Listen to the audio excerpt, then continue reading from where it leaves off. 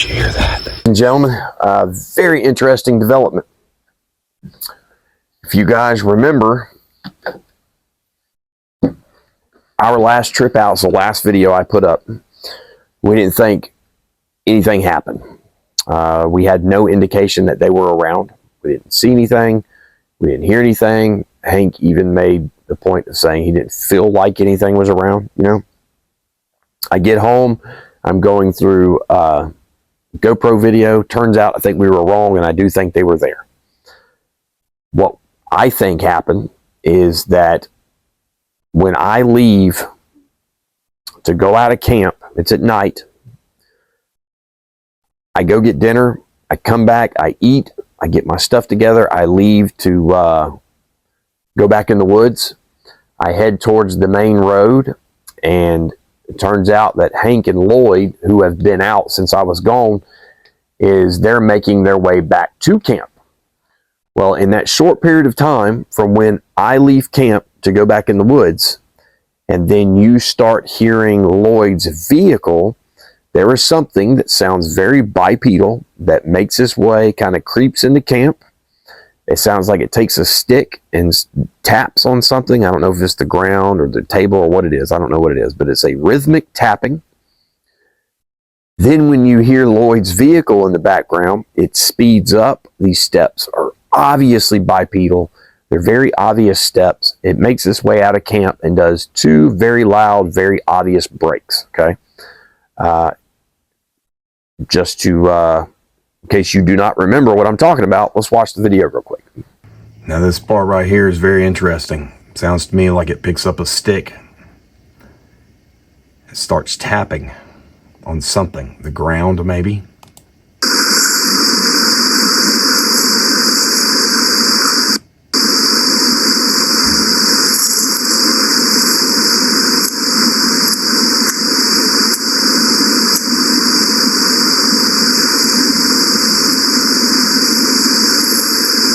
That is not an animal, folks.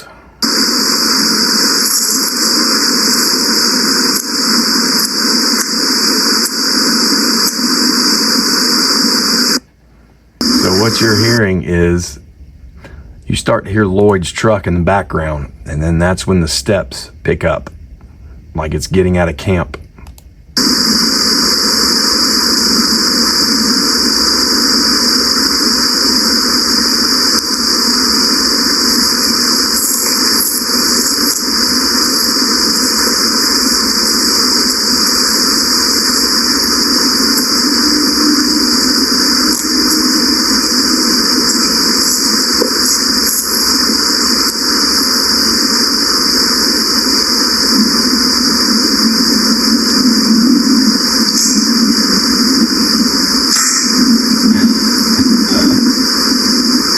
Right now, had a comment on that video that with all the people that are faking things for money and everything else, and I guess the lying and stuff involved in this topic, he does not believe audio is useful, basically, is what he's saying, and doesn't prove anything.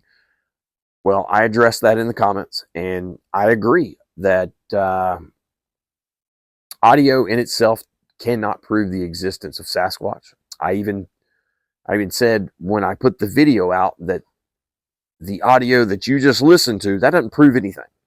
It literally cannot prove that there was a Sasquatch in our camp. Do I think there was one? Yes, I do, 100%.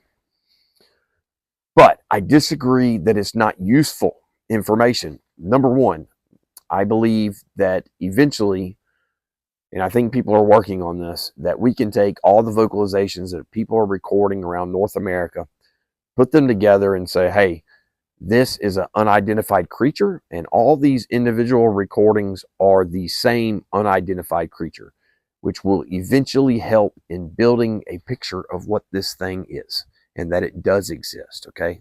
I definitely think it does help. It specifically helps me, though, and this one, for sure, really helped me. It helps paint a picture of what they're doing when we're not around. We didn't even think they were there. And now I know that if it was them, and I am right, that they're coming into camp when we're not there and checking things out.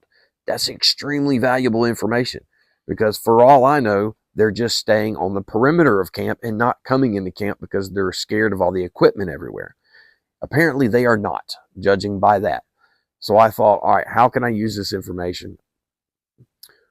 I've only got a certain amount of equipment that sees at night. I've only got one thermal that I can set up to only see in one direction. How do I see at night in 4 different directions? Because I want to be able to set something up in the middle of camp.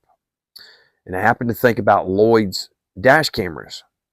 The problem with dash cameras, a lot of them, they don't run when you turn the vehicle off. I started looking at different dash cameras, and I found one that's got not 2 cameras, it's got 4 cameras, and it comes with a little radar that you can mount. And whenever something gets within, I think it's 3 or 4 meters, it turns the cameras on and starts recording, which is useful, but that's not enough for me. 3 or 4 meters isn't enough. So I thought, well, wait a second. I bought that night ride camera, and it's meant to actually mount on a vehicle and run off your battery. But I talked to the guy that actually, the owner of the company, told him exactly how I wanted to use it, that I wanted to use the night ride camera independent of a vehicle and sit it out with its own energy source and have it record for several hours. Well, he told me the battery pack I needed to get, and he actually made a specific cord that goes to the night ride and to the battery pack. It's a $125 cord that looks like a phone cord, but it works, right? So I've been able in the past to record with that night ride for like 6 hours running off a battery pack. Well, I thought, you know what? I bet that dash camera will do the same exact thing. And ladies and gentlemen, it does. So I am going to be able to take this dash camera, which is a Hoopjos. I don't know how to say that. I don't know. It's, one of those Amazon things. But it's got the main camera up front. It's got the 2 cameras on the side that you can turn any way you want with the infrared lights. Both of them turn independently. And then it also has the rear camera. Now all I have to do is figure out, I don't want to mount it. I don't think I want to mount it in my vehicle because I want it in the very center of camp. But then again, that's kind of up in the air right now because of another development. I've got probably 18 hours of audio from that trip, from the Parabolic to go through. I just started listening to I skipped the first night that we were out there and went straight to the second night because that's when we had the activity in camp. Well, about an hour and a half after we go to sleep, it sounds like something starts out on the perimeter of the camp, makes some pretty obvious breaking noises as it comes in. You can't tell if it's an animal or not. You don't know. I don't know. There's some paws, and it seems like this is what happens.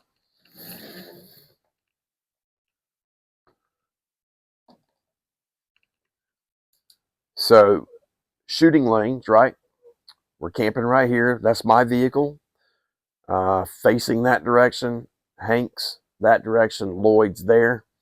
Lloyd was actually sleeping on the ground. I don't remember if it was here or here, but he's in one of those cot tents.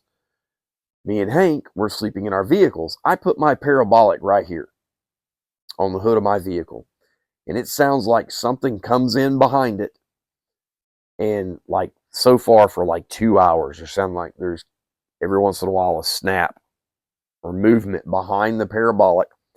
And so far, there's 2 spots where there's obviously something messing with the Parabolic. And I wish I would have known that. It sounds like a woman with long nails going like this, but on the Parabolic. It does that, and then 5 or 6 minutes later, it sounds like it's tapping on the inside of the Parabolic. super important, super useful information. Now I know if it is them, which I'm not 100% sold yet on. I haven't been through the whole, I'm hoping something more obvious will happen. There's also some very strange, like, owl calls that are super close. Like, one sounds like it's right behind the parabolic that doesn't really sound like an owl. It almost sounds like a yell. But when I get done, I'll put all the main parts together. But anyway, that lets me know that for whatever reason, they're not scared of the parabolic if it is them. And they're actually messing with it. So now I got to think, how can I work that into the all my equipment? Like, how do I deploy this and everything else, maybe to set them up? This is why the audio is so important, okay? That even though I'm not getting 100% evidence every time of something to show you guys these things exist, this is a process. That's why it's called research, right? So hopefully, we'll be able to test all this out. We're about to go back out there again. So I'm super excited about all this stuff. And can't wait to try to catch them at the game that they're playing. But I'm super excited about that. Now, that's pretty much it. For those of you who have been asking about Captain Joe, he's still around. He's just super busy. He was working for the Pigman TV program. It's a hunting program, like full-time. And then he was doing the Veterans Golf Association part-time, which is a nonprofit that he helped start, right? But that's taken off. So he quit the Pigman, and now he's doing the Veterans Golf Association, and it takes up a lot of time. He flies all over the world, all over the U.S. He was already doing that before, and now he does it even more. Talked to him the other day. He's doing good. He's having a house built. He's just super busy. And he said that, he had a hankering to do some Bigfoot stuff. So, hopefully we'll have him on. You'll hear from him maybe sometime soon. I don't know. Maybe we'll do like a how you been doing podcast. We're not doing the podcast on a regular basis anymore on this channel. But you guys will see him again. And that's pretty much it. But I will keep you guys updated on everything. If there's more that comes from the audio of the parabolic, I'm hoping that there is. Right? I'll talk to y'all later.